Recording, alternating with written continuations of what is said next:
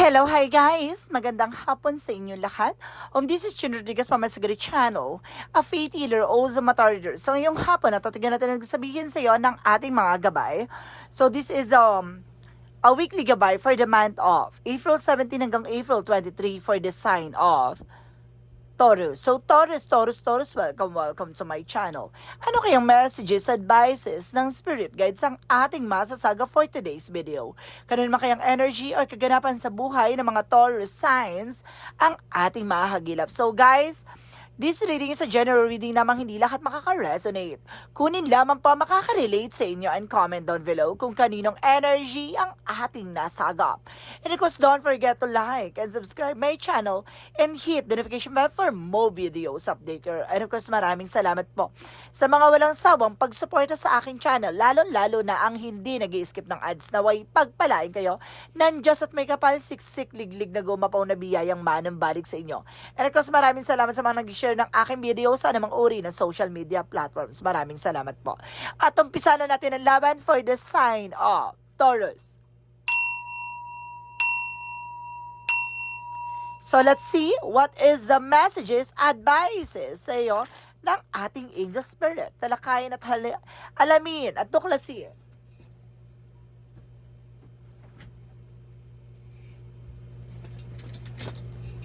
Eto na. Let's watch this. Angel Spirit, please give me information. So there is the Knight of Wands. So there's a resilience. No? Kumbaga there's a step by step. Kumbaga kailangan maging tahimik ka. No? Kumbaga maging mahinahong ka, dahan-dahan lang sa paggalaw. Dahan-dahan lang sa mga ginagawa mo. Parang ganun yung sinasabi dyan. There's a process and progress, no? Nasa tamang decision or nasa tamang ano ka, no? Nasa tamang daan ka. So there's the two of wands by choices, no? Kumbaga pipili ka ng pagdadaanan mo or may mga bagay na kailangan mo pumili ng kung ano pipiliin mo sa eksena mo, no? There's a choices. And because there's an information with the higher fund. So there's a lesson learned and there's an education. So may mga bagay na parang kumbaga pinapaalam sa'yo para matutunan mo. Or something, kumbaga naranasan mo to at kailangan mong pakakatandaan yung mga naranasan mo. Ganun parang yung mga pinagdaanan mo, yung mga naramdaman mo, naranasan mong sakripisyo or mga pinagdaanan mo sa buhay, no? Struggles man yung pagdating sa finances, pagdating sa career, no? Kumbaga matuto ka na. There's the Queen of Swords. This is the bigger picture. Kumbaga, tinitignan mo na kagad yung possibilities. Kasi dati parang, some of you baka mga nakaraang buwan or nakaraang linggo or nakaraang taon, nagiging padalos-dalos ka. Pero ngayon, kumbaga sinasabi, matuto ka ng pag-isipan. Natuto ka ng alamin at tuklasin, mag-observe, no, bago ka magdesisyon. Tingnan mo yung magiging outcome or consequences na magiging actions mo. And because there's the Seven of Swords, so there's a sneakiness, cheating, lying on you, no? May taong kumukuha ng impormasyon sa'yo, nagsisinungaling, nanloloko or niloloko ka against sa eksena na to. Kumaga kailangan mong pangalagaan ang sarili mo. Additional messages, and because there's the Seven of Cups, so there's a lot of opportunity. Maraming opportunity na papasok dito. And there's a confusion, rather. Na kumaga may mga nataong guguluhin ka o nang gugulo sa paligid mo.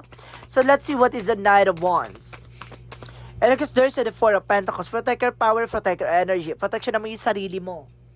No? Protectionan mo at kailangan mong mag-antay. No? Baka dahil sa pagiging mainipin mo, baka yan ang magdulot sa'yo ng problema or pagkabigo. No? Kailangan maging mahinahon ka, no? Magdahan-dahan ka sa mga galawang eksena mo.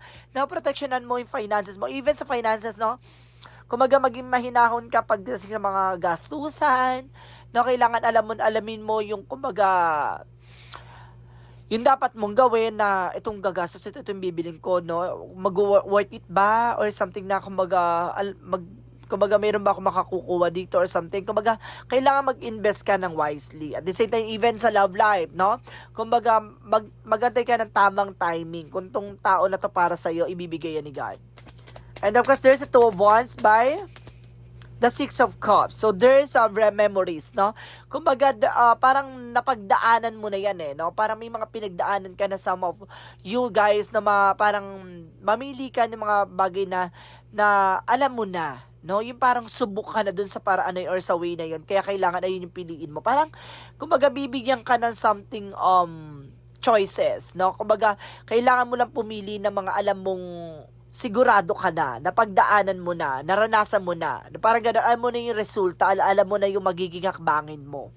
No? There's the Hierophant for the Knight of Swords. So there's an stop the pattern. The Knight of Swords is something success driven. Galaan. Kapag magsasuccess ka at the end of the time, matuto ka lang sa mga pinagdaanan mo. Matuto ka lang sa mga bagay na kumbaga magkakaroon ng growth and expansion sa iyo. Gumagano, there's a success na kumaga makakamit mo pero kailangan mong iasalang-alang yung mga pinagdaanan mo. Parang ganon. So there is the Queen of Swords, there's a Death card. So there's an ending and a new beginning. Kumaga tatapusin na yung mga bagay ng yugto or kumbaga hindi magagandang eksena sa buhay mo. This is the transformation na kumbaga babaguhin ka ng mga karanasan or babaguhin ka ng mga pangyayari sa buhay mo. This is the bigger picture of yourself. At the same time, sinasabi dito na the Death card is a transformation. There's an ending and a new beginning. Pero may mga bagay dito na magsisimula na ng panibago. So let's see what is the Seven of Swords. So there's the Moon card for a dream coming true. May mga bagay na matutupad na dito. Kumbaga may mga katotohanan na mailalantad sa iyo, no? Ano mang kasinungalingan, the Seven of Swords is a lying, cheating on you, and the Moon card is a truth reveal. Talagang inano talaga siya, no? Talagang talagang siya, clarify talaga ng Seven of Swords is a truth reveal. Parang kumbaga kung ano man yung mga bagay na nagsisinungaling behind your back, impostor, kumbaga, lahat niya malalantad. May mga tinatawag na tayo na walang mabahong amoy na hindi nabubulga or hindi umaalingasaw. Ganon. Kumbaga, walang baho ang hindi umaalingasaw. Ganon siya, guys. Parang, kahit na anong tago mo dyan, 'di ba? Lalabas at lalabas ang katotohanan. So, ito yung parang katotohanan na kumbaga, ipilit man itago sa iyo, no? Ipilit man na hindi ipakita sa iyo, makikita mo ang tamang daan at tamang resulta, no? Na mga kaganapan. So, let's see what is the Seven of Cups. So, there's the Seven of Pentacles. So, there's a blossoming abundance at the same time, there's a harvest time. This is the fade off, no? Kumbaga, may mga bagay kang makukuha na lahat ng mga pinaghirapan mo or something, there's a consequences sa lahat ng ginawa mo. In a bad way man yan or in a good way. Kumbaga, lahat ng mga bagay na yan, maraming opportunity papasok sa buhay mo. Tandaan mo yan. Now, let's see what is the Knight of Wands and the Four of Pentacles. So, there's an information with the King of Swords. Ito yung, kumbaga, stop the pattern talaga na parang puputulin mo yung mga walang kaugnayan sa'yo. No? Yung, alam ba, yung parang ano to, parang ititigil mo na yung alam mong luho lang, bisyo lang, gano'n. Kumbaga, magkakaroon ka ng realization na magiging wais ka ngayon. No? So, let's see what is the Two of Wands and of course, the Six of Cups. So there's the Two of Cups. So there's a partnership. Kung pili ka dito sa tao na to, yung nagmahal ka, niloko ka, at itong tao na to yung nagmahal ka at kumbaga binago ka. Parang gano'n. Kumbaga may dalawa kang pipiliin dito. May babalik, dalawang taong babalik, pero kumbaga dito mo titingnan kung sino yung taong deserve para balikan. So let's see what is the Hierophant. And because there's a Knight of Swords. And because there's the Judgment. So this is a wake-up call, no? Kumbaga mga paalala sa'yo na you need to pay attention. Na kumbaga malapit mo na makamit yung mga tagumpay mo, matuto ka sa mga pinagdaanan mo na huwag ka na ulit magpapabudol o magpapauto, no? So let's see what is the Queen of Swords and the Death card. So there's the Page of Pentacles for investment or there's a plan. So sinasabi dito na magkakaroon ka ng manifestation na magbibigay sa inyo ng transformation. 'Di ba? Kung ito yung mga bagay na matutupad mo na hindi mo akalain na babaguhin ka ng tadhana or babaguhin ka ng pagkakataon. So let's see what is the Seven of Swords and the Moon card. And kung sinasabi dito with the Hermit card, this is the soul searching. Now, there's a soul enlightenment, no? Kumbaga yung sinasabi nila na, kumbaga ang Panginoon at ang Diyos ang, or gabay natin na magbibigay kaliwanagan sa iyo sa mga bagay na, kumbaga hindi mo nakikita. No, kumbaga hindi mo nakikita pero nararamdaman mo, no? Kumbaga may mga bagay diyan na kahit na anong tago sa iyo, kahit anong mga bagay na hindi mo nakikita, mararamdaman mo. No, this is the spiritual journey. So let's see what is the Seven of Cups and of course the Seven of Pentacles. And of course there's an Ace of Cups. So there's a new love, new romance. No, may bagong kilig at mukhang may pag-ibig na papasok sa buhay mo. Additional messages about sa outcome. So there's a tower moment for a major changes. Ito yung malaking pagbabago magaganap sa buhay mo na magbibigay sa iyo ng something, a beautiful disaster. No, kumbaga, hindi mo akalain itong bagay na to na nasira sa buhay mo, ayun pala yung magsisilbing magandang daan patungo sa magandang tagumpay. Ganon. Kumbaga, yung pagkasira na yun, or mga bagay na sinira ka, pero imbis na masira ka, mas lalong nag-grow ka. Ganon. The more na binababa ka, inaangat ka. At the same time, there is the Ten of Cups na magdadala sa iyo ng happiness. At the same time, there's the Four of Cups na re-evaluate or analyze. So, unti-unti mo nang matatanggap yung mga opportunity na ibibigay sa iyo ng buong may kapal. At sinasabi dito, this is the major changes na hindi mo makakalimutan. Don't be missed, no? So, let's see additional messages about naman sa career. Sa career mo, there's the Queen of Pentacles being practicality. So, there's a good sense pagdating sa entrepreneur, pagdating sa business industries, pagdating sa trabaho, no? Kumbaga, marunong ka umawak ng pera. May mga bagay lang talaga na pag ginusto mo, ginusto mo. There's the Emperor, be mature enough and being grounded. Dito papasok na, kumbaga, kailangan matuto ka na kung ano yung mga bagay na magbibigay sa'yo ng kumbaga development, transformation, requires of growth and expansion, no? Alam mo dapat sa sarili mo kung paano ka lalago, no? Hindi yung kumbaga malulugi ka, hindi ganoon. Kumbaga matuto kang humawak ng kung ano man ang meron ka, kung paano mo papalakihin, papalawakin, at pagyayabungin. So let's see additional messages about sa love life. About sa love life mo, there's a Three of Pentacles with the collaborations, no? Kumbaga, there's a connection dito na kung paano ka makipag-usap, makipagtala, kaya there's an Eight of Wands for fast communication and fast movement. So, may messages and of course, there's a lot of transactions and there's a lot of communications. And there's a trouble, guys, no? Kumbaga, pagdating sa inyong jowa, asawa, relasyon man yan, may bagong pag-ibig na papasok. There's kumbaga, getting to know each other. At the same time, there's a heart-to conversation. At the same time, there's a trouble with your loved ones. So, maaring may kasama mo ang iyong partner or asawa, no? Jowa man yan sa ibang lugar na may mga travel kayo. There's a collaboration na maaring kumbaga magkakaroon kayo ng something inspirational to each and other, no? Kumbaga, magkakaroon kayo ng time to each other. And because ng, kumbaga, bibigyan nyo ng something oras ang isa't isa. So, let's see what is additional messages from health. So, there's a Nine of Pentacles. There's a King of Pentacles being secure, no? And being practical. Pagdating sa health mo, this is the lover. So, connected kayong dalawa ng iyong asawa o jowa sa iyong, and of course, partner. Na, kasi there's an, kumbaga, there's an information na there's an, kumbaga, there's a third sex ako na sa sense dito. It's either you are a lesbian, or you are a trans man, you are a transgender, or you are, kumbaga, involved ka ng LGBTQIA, no? Sinasabi dito, guys, na parang there's a love involved, no? Parang, kumbaga, the more na in love ka, the more na gumaganda yung health mo, no? The more na parang inspired ka, the more siyang gumaganda at nagiging maganda ang eksena pagdating sa love life career mo. So, let's see, guys, no? Even sa health. So, let's see what is additional messages for magical fairy messages.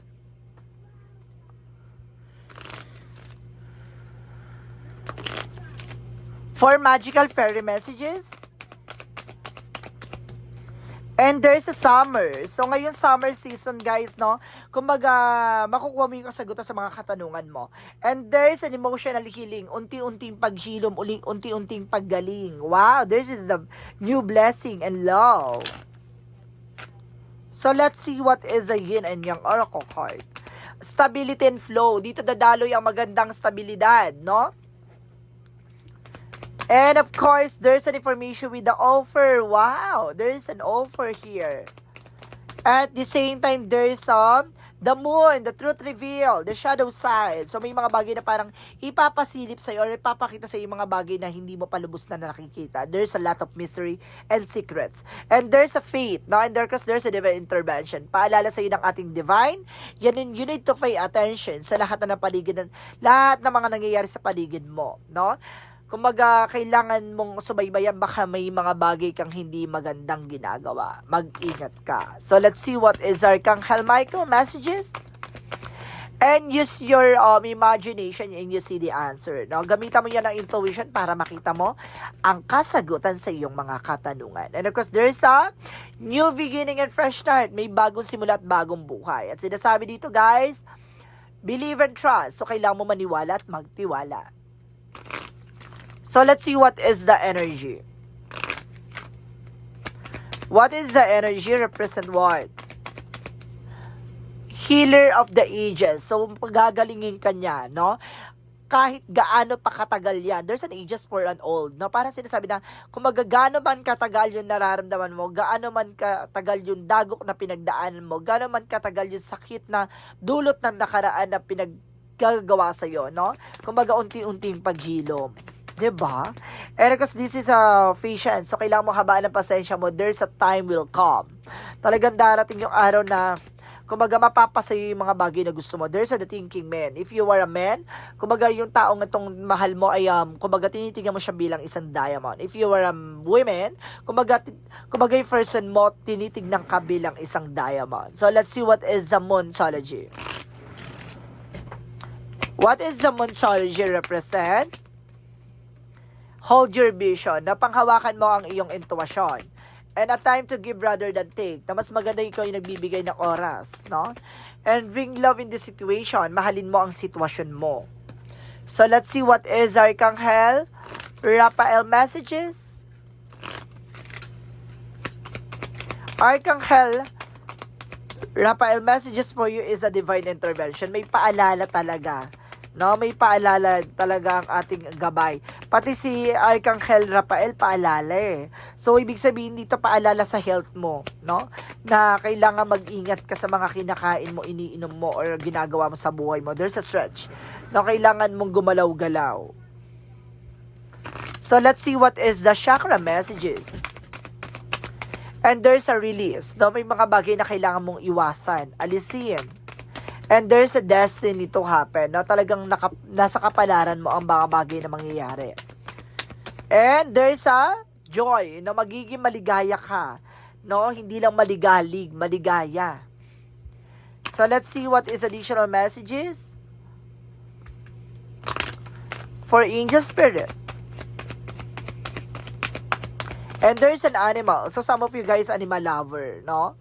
Animal lover. At the same time, there's an oracle. So you know the answer, no? Alam mo na yung kasagutan, no? Nagsusyunga-syungahan ka lang minsan. Kumbaga, alam mo na yung mangyayari, nagsusyunga-syunga, nagbubulag-bulagan ka lang. Kaya, kumbaga, nasa sayo yan. Kung i-ignore mo or something na hindi ka magte-take ng action. Kaya pala, there's a divine intervention. May paalala sa'yo na you need to pay attention. Huwag mong ini-ignore ang gabay mo, no? There's a relationship, no? Kumbaga, some of you guys, no, na parang there's a relation, no? Kumbaga may asawa ka, may jowa ka, may partner ka, may kaharutan ka, there's a denial. I-acknowledge mo daw yung fear, replace mo yan ng awareness, sa hindi sa natatakot ka. Kumbaga, nag-iingat ka lang. There's a fear nga, no? Meron nga talagang, kumbaga, pinangangambahan. So, let's see what is additional messages for angel spirit. And there's a you're not alone. Hindi ka nag-iisa, guys, no?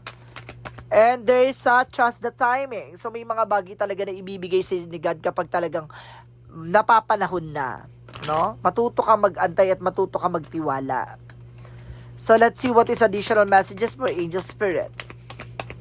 Choices, no? Kumbaga maraming bagay na ibibigay sa'yo para matutunan at malaman mo. At itong mga bagay na pipiliin mo ay magbibigay sa'yo ng pagbabago.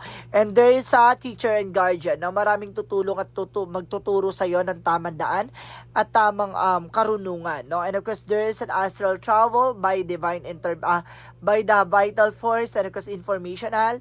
Sinasabi dito, guys, na parang kumbaga nakikita mo yung mga bagay na nangyayari. At the same time, kumbaga makikita mo na yung magiging possibilities or nakapunta ka na sa isang sitwasyon or parang dinadala ka ng panaginip mo or dinadala ka ng intuition mo sa mangyayari sa hinaharap mo, no? And there's a dancing, there's a movement, no? Kumbaga unti-unting pagbabago, there's a development, no, na nanggaganap sa buhay mo ngayon. So let's see what is the Jesus loving quotes. Jesus' loving quote said, "Peace I leave with you, my peace I give it to you." No, ang kapayapaan ay manggagaling sa iyo, no? Ang kapayapaan ay magbibigay sa iyo. Kumbaga sinasabi dito, kumbaga matuto kang mas piliin mo maging mapayapa or wag kang pumatol sa mga bagay na alam mong babalik din sa iyo, no? Kaya kailangan mas piliin mong maging tahimik at maging mapayapa kaysa, 'di ba? Patulan yung mga walang kabuluhang bagay, lalo-lalo na yung mga tao sa paligid mo na mga inggitera at ambisyosa. The angels number represent, okay, 101. So, nagre-represent to ng starting over. So, this is it. Happiness is linked to self-expression, growth and experience, learning from failure is the key. Happiness is the real, possible, and around. Understand it, process, and pursuits of it. Joy is a fluid. It's in the little things and big ones. Fails are fun. Start fresh. So, see? Kumbaga parang tinatapos na. Ganun talaga ang buhay, no? Kumbaga may mga bagay na yung pagkakamali or kabiguan mo sa buhay ay isang susi para maging isang matagumpay kang tao. No? Yung mga karanasan mo, mga pinagdaanan mo, lahat ng mga bagay na yun, babaunin mo yan. At yan magsisilbing kalakasan mo para maging matagumpay ka sa mga haharapin mo. Para hindi na maulit yung mga bagay na nangyari sa iyo sa nakaraan. Para matuto ka na sa tumayo sa sarili mong paa. At para maunawaan mo na lahat na nangyayari sa iyo ay may ibig sabihin at may kahulugan. So let's see, what is the Romance Angels? Romance Angels represent on healing family issue, no? Unti-unting paghilom ng problema sa pamilya, mga issue sa pamilya at mga pinagdaanan ng pamilya. Let's see what is the angels answer. Ask for help from others. So, kailangan mo ng tulong ng ibang tao. And there's a forgiveness, kapatawaran. Hindi para sa kanila, para sa sarili mo. And there's a within the next few weeks, sa mga susunod na linggo, magkakaroon ng mga pagbabago at magkakaroon ng mga paghilom ng mga sugat ng nakaraan. So, let's see what is the messages of life.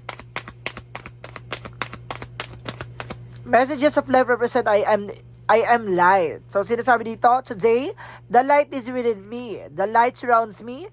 The light protects me. I remain light-filled and joyful, and regardless of what circumstances arise, I am a diamond shining forth in all my splendor. I am worthy of the divine with me. So, ibig sabihin dito, ikaw ang magsisilbing kaliwanagan. Sa iyo magmumula ang liwanag at makikita ang liwanag na yan nasisinay, no? Kumbaga nakikita na lahat ng mga pinagdaanan mo, kumbaga magiging inspirasyon yan sa ibang tao para makita yung mga pagkakamaling ginawa sa iyo, yung mga bagay na mga pinagdaanan mo, magiging isang motivation yan para maging matagumpay din sila sa mga susunod na hinaharap nila. No, ipakita mo sa kanila na kumbaga sa likod ng mga pinagdaanan mo, sa likod ng hirap at sakit, no, hindi ka sumuko. Bagkos ginawa mong kalakasan yung mga pinagdaanan mo para maging matagumpay ka at para mapunta ka sa sitwasyon mo ngayon, no? Kumbaga ang layo mo na at malayo pa ang mararating mo. So guys, this is the weekly gabay for the month of April 17 hanggang April 23 for the sign of Taurus. So, Taurus, maraming salamat for this wonderful reading. Once again, this reading is a general reading namang hindi lahat makaka-resonate. Kunin lamang po makaka-relate sa inyo and comment down below kung kaninong energy ang ating nasagap. Maraming salamat and see you in the next video. Bye-bye and babush!